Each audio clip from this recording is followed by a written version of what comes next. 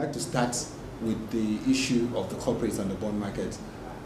Analysts for the market have come to concourse that the challenge the corporates in the Nigerian bond market face is the issue of the higher interest or coupon rate they have to issue to move more people into the market compared to the federal government bond, which is risk-free and sovereign.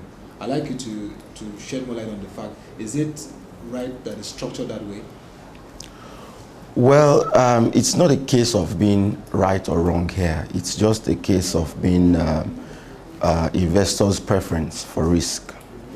It can be quite complex, but if I can attempt to simplify it, if you remember the last time we had this discussion around federal government securities, I mentioned that within any given country, government bonds or securities are assumed to be risk-free. Hence, in a rating scale, you assign that security AAA, which means it's risk-free in that environment. So in Nigeria, for example, federal government bonds and treasury bills are AAA instruments, which means the probability of default is almost non-existent. Now, on that rating scale, you have at the next level will be, rather on that issuer scale, you have the states, or what some people will call sub-sovereign or sub-nationals. So in Nigeria, we call them state bonds.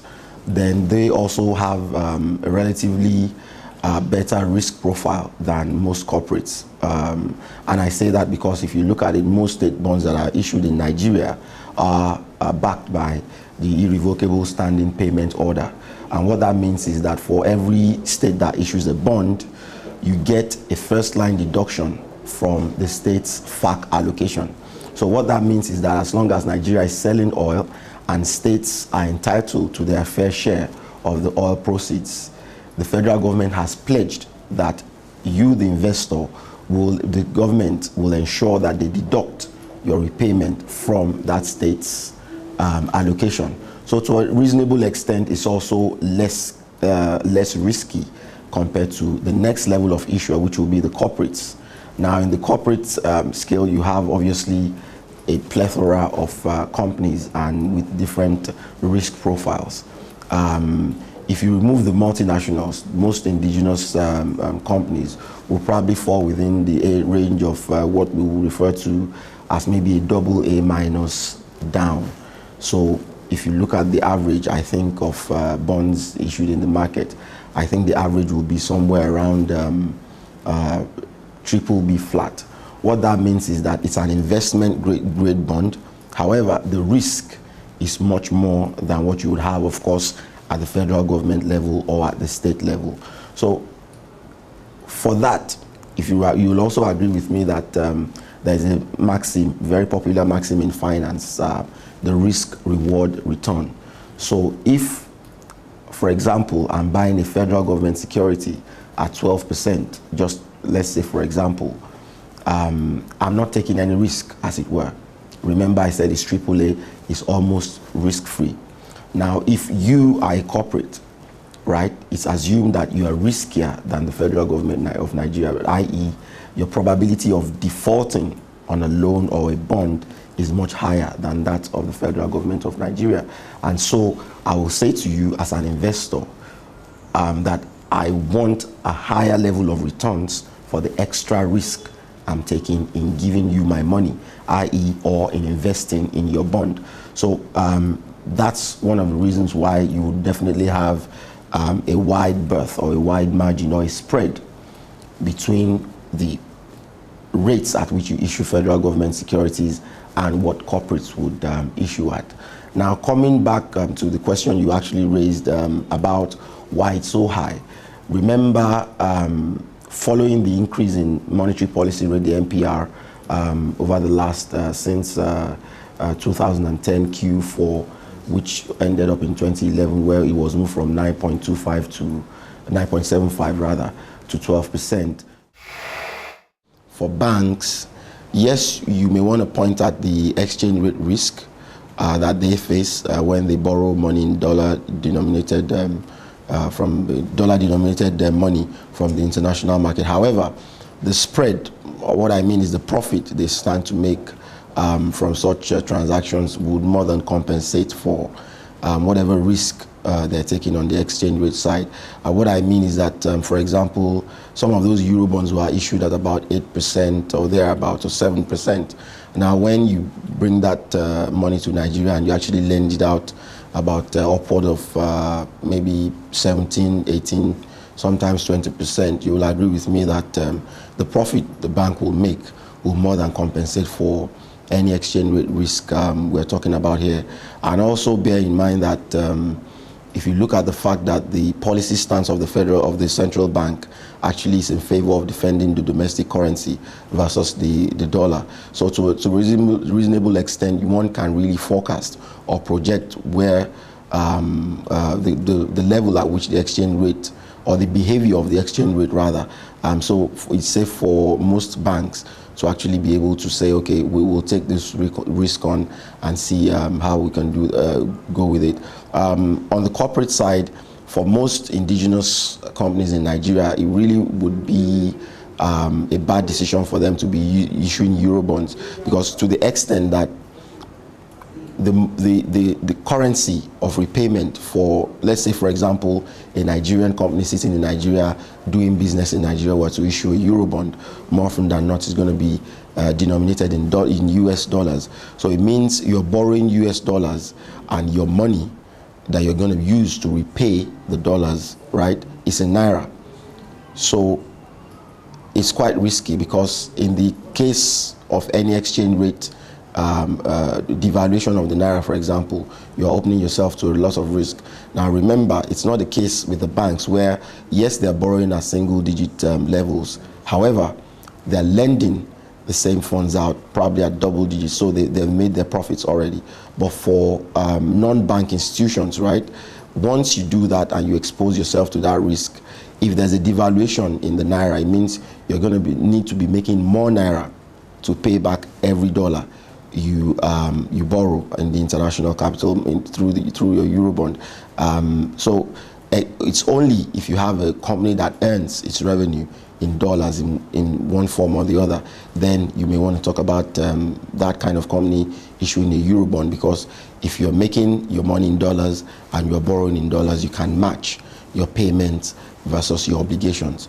However, in this instance, it wouldn't be prudent for any non-bank institution that doesn't have any dollar receipts to issue Eurobonds. So that's why you've seen more of banks issuing Eurobonds than other corporates. The issue with the investment environment in Nigeria is quite interesting. I mentioned earlier the risk profile of, corporates versus the federal government. That's a contributing factor, because for every corporate that issues, the benchmark for pricing a corporate bond issuance, and what I mean by that is that the benchmark being the federal government securities, which are supposed to be risk-free. Remember, you as a corporate with your attendant risk, you have to factor in an additional cost to what the federal government is issuing out at. So that means the federal government securities are your benchmark. So once the federal government securities are high, in this instance double-digit levels, yours naturally will be high. Another factor could be that we have a limited investor universe. If you look at most bonds that have been issued in Nigeria, most of the subscribers have been banks and pension funds, and in some instances you've had instances where pension funds have been a bit risk averse to investing in corporate bonds. They would rather probably do state bonds or maybe federal government bonds, or just keep their money in fixed deposits with the banks. So and the fact that the rates on federal government instruments are also pretty high and actually give you very decent returns also has not helped the cost of the corporate bond market, because it means if you can invest, say, ₦1 billion or ₦2 billion or ₦5 billion and get 12% or 13%, right? Then why would you want to take additional risk in giving money to a corporate? Remember, I talked about risk by taking on more risk. So we are particularly looking forward to the time where government securities would be made to look less unattractive.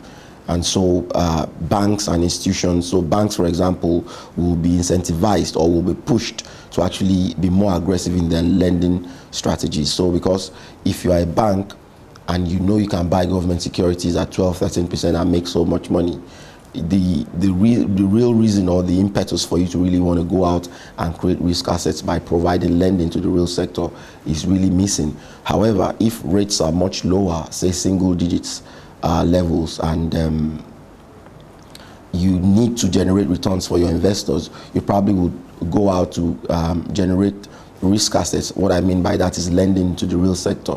Obviously, by conducting your due diligence, going through the rating agencies and all of that, and to ensure before you disburse funds. However, I think that's the kind of situation we would like to see. We're also equally mindful of why the monetary authorities have raised rates, concerns about fiscal consolidation on the federal government side, concerns about inflation, concerns about stability of the domestic currency. But those are things that we believe it's always about the trade-off between inflation and growth in any domestic economy. So growth is what you have where your corporates are able to access long-term capital, they fund expansion, they create employment and produce for the domestic economy.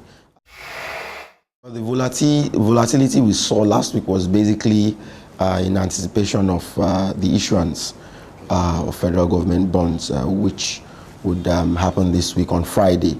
Ordinarily should have been midweek auction, which would be Wednesday, but because of the Eid celebrations, Eid observation, the 2-day holiday has been moved to Friday. So on the back of that, it was in anticipation of the release of that calendar that you saw that volatility in the market, and obviously interests from investors also who were coming into the market also lent a hand to that volatility. Overall, we expect, for example, that this week about over 150 billion naira worth of bills will mature, and we're also expecting the issuance of the 3-year and 20-year FGN bonds also this week. But also, it's going to be a very short week. Just, I guess, 3 days, just Monday, Thursday, and Friday. So activities this week will probably be on the quiet side. So it's been a wonderful time, and I trust you enjoyed yourself today. So keep a date with us next Tuesday for your regular market and investing program, the DLM Bond Show.